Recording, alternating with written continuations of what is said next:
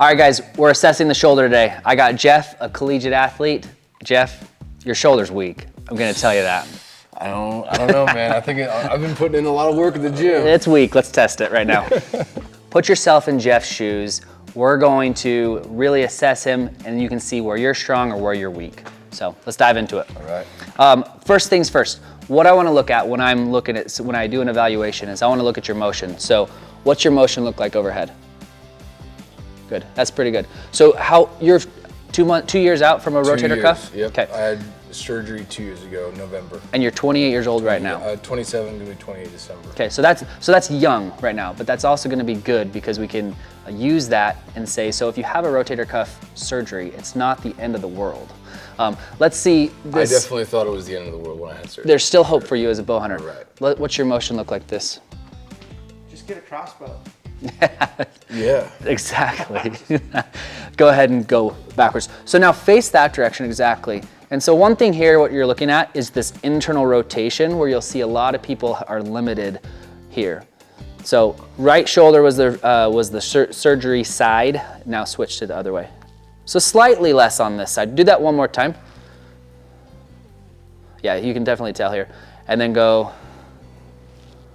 So you're a good 2-3 inches away. So a little bit less motion here for that rotator cuff. That's that posterior capsule. So if you turn and face this direction, that's the posterior capsule right here that can get tight. Also maybe just from the surgery itself, but we could also work on some mobility work. But the biggest thing, what I want to look at right now, your shoulder motion looks good. Let's look at the strength. So sounds good.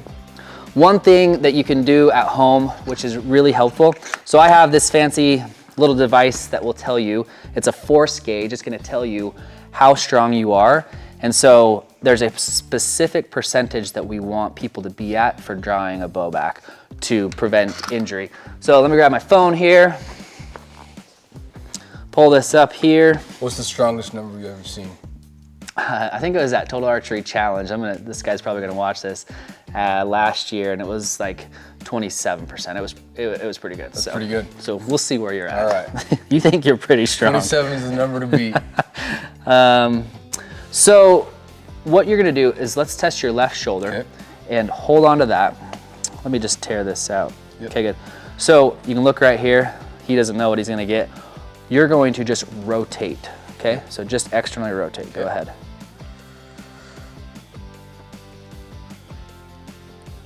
Fair, not bad. Okay, so you see it right there, 22.6 pounds. Now That's the good side. Yeah. So switch to the other way. Let's see, come right here. Okay, let's see what you got. Get a good stance, guys. Yeah, no cheating. Nice. Okay, you're gaining a little bit. So right around 23 pounds there, 23.7, so not bad. So as far as symmetry goes, that's really good. So symmetry is very good for shoulder health, but what we're really looking at is how strong you are compared to your body weight.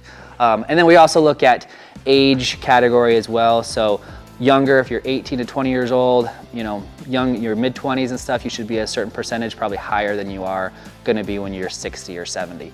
But nonetheless, even my 60, 70-year-olds, all the guys I test with the USA Archery team, I want them about 20 to 24%. Gotcha. So we'll test that.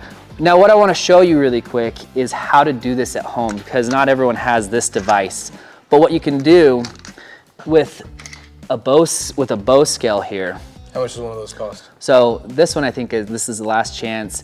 I think this was $70 or so, but you can buy them for 20 bucks, 30 bucks, not bad.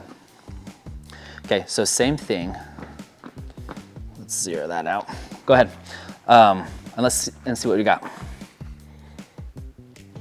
Nice, relax. Okay, so 23.5, and it was 23.7. So pretty dang close. And so this is a super easy way to test. Now the nice thing about this is it tells you different numbers as well. You can see your endurance, you can do a whole lot of other factors, but nonetheless, if you just want to get a good baseline of how strong you are, using something like this to see where you match up and where you are, how strong your rotator cuff is super important. So let's do the math here. We're gonna use that number of 23. I told you your shoulder would be weak. How much do you weigh? 195. Yeah, right. So if we do 23 into 195, you're at 11.7%. Gotcha. So 11.7%, it's not terrible. I've seen a lot better. It's definitely not 27%. But the reason why that is important, again, is his rotator cuff. The rotator cuff is so important for general health of your shoulder. If you can get that number to 20%, 18 to 20%, then as you're drawing back your bow, as you're doing everything, your shoulder's just gonna last a lot longer. Sure. I was telling you a little earlier that my buddy, I think he's 45, he just hit his PR benching. I think he benched 385 or something like that. Good, big guy, goes to the gym regularly. He's a PT himself. And he's like, the number one thing that's gonna go is my rotator cuff. Right. And so he does rotator cuff exercises religiously, every single day. And that's what I'd encourage too. If you're a bow hunter, doing your warm up, doing your exercises every day is paramount. Stay tuned for the next segment where we're gonna talk about the top 5 exercises to really bulletproof your shoulders, to make sure your rotator cuff is strong so that you don't have to have a surgery And when keep you're shooting your bow. when you're 28, and so you can keep shooting your bow. Keep doing this stuff. Jeff really thinks he's, would you say he's stronger than me? Which I don't argue. I've worked out with him. He's way stronger, but Yeah. let's see how we compare here. Strictly external rotation there. Okay.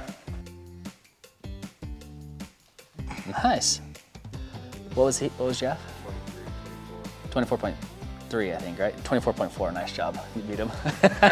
Yeah, let's see about this arm though, right? Yeah, what's your I'm right-handed and I throw way harder right-handed. Good. Let's see, go ahead. Yeah, 23.6. But how much do you weigh? So this is a great example. Okay. How much do you weigh? 155. So if we take that number, it's gonna be, we'll say 24. So if we take Best was 27%. 24 into 155 is 15%. So right there, it's not terrible, it's good. It could be better. There's more meat on the bone, dude. I need to step my game up. You need to, but you're doing other things, but you're probably not doing as much rotator cuff work. And hands down, the thing that's gonna fail is the rotator cuff. You said something about your buddy benching almost 400 pounds Yeah. and being a physical therapist, and he does rotator cuff stuff religiously. So like I have a box to check. It's been twice a week to do a whole like crossover symmetry series twice a week. I think I better do it just every time I'm in the gym. Like have it as part of my warm up. Yeah, absolutely. I mean, it's simple as, I'll take this here. So these bands, again, that I have in my bow case, I travel with them.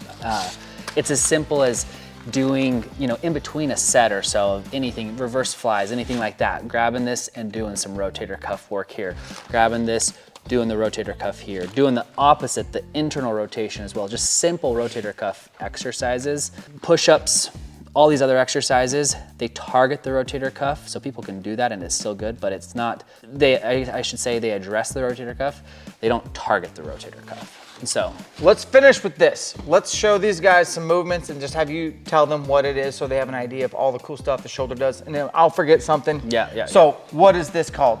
So shoulder flexion, What would this be called? shoulder extension, Okay. What would this be called? shoulder abduction, And then, and then adduction. okay. What would you consider this? So this is external rotation of the shoulder at 90 degrees. And then what would you consider that? Then Internal rotation of the shoulder at 90 degrees. This motion, good, exactly. External rotation, internal rotation. okay, So- that's the only one. Am I missing anything? No. Okay. The other one, I mentioned it, I guess briefly, is a combination of motions, which is scaption, Scaption. which is in the scapular plane. Gotcha. So it's not straight flexion, not straight abduction, 45 degrees basically. I will point out, if you're interested in learning more about this stuff, this is not your only ball and socket joint. There's also one right here, and if you want to be limitless in the mountains, specifically you elk hunters, that's the word I use to define if I'm in elk shape, is am I limitless, meaning there's no mountain too far, there's no bugle too far to chase. Hips are just as, if not more important than the shoulders. They're both ball and sockets, and they both require due diligence. So reach out to a bow hunter, physical therapist to help you get do it. your movements to make sure you're not on the sidelines in 2024.